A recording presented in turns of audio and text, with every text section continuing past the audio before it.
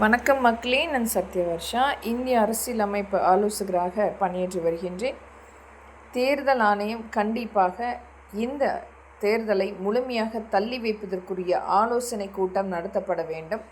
முன்கூட்டியே 8000 ரூபாய் அனைத்து மக்களிடத்திலும் தேர்தல் நடக்கும் இந்த நேரத்தில் ஒரு மிகப்பெரிய சாதுரியமாக திராவிட முன்னேற்ற கழகம் மக்களிடத்தில் ஒரு பரிசளிப்பாக மட்டுமே 8000 ரூபாய் கொண்டு போய் சேர்த்திருக்கின்றது. இது மக்களுடைய நிலைப்பாட்டை கண்டிப்பாக மாற்றும். 5 வருடங்களில் அவர்கள் பட்ட கஷ்டத்தை அனைத்தையுமே மறந்து மக்கள் திராவிட முன்னேற்ற கழகத்துக்கு வாக்களிப்பதற்குரிய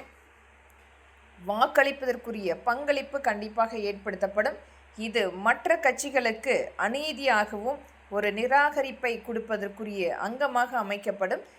இதை முழுமையாக உச்சநீதிமன்றமும் உயர்நீதிமன்றம் இதற்குரிய ஆலோசனை மற்றும் இதற்குரிய தண்டனை சட்டமாக திராவிட முன்னேற்ற கழகத்துக்கு அளிக்கப்பட வேண்டும்.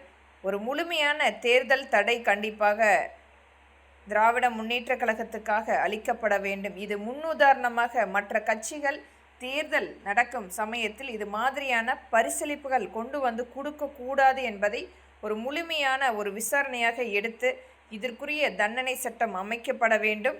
நன்றி.